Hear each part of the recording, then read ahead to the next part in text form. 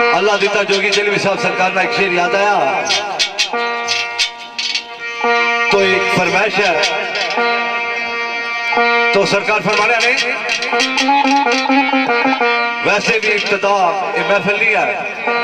तो सरकार फरमाने आने मुद्दत बाद अज बलम विच दोस्तां दी मुद्दत बाद अज बलम विच दोस्तां दी सुखन कोई लावा कोई जनाब आया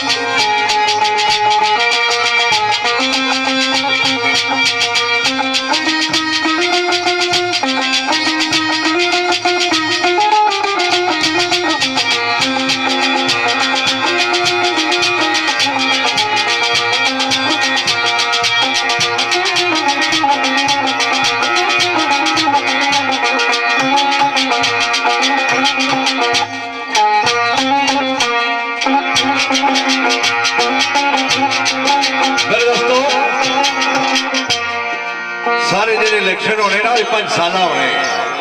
चौधरी साहब और रोज इलेक्शन होना असा पूरा कदा महफिल बहने तो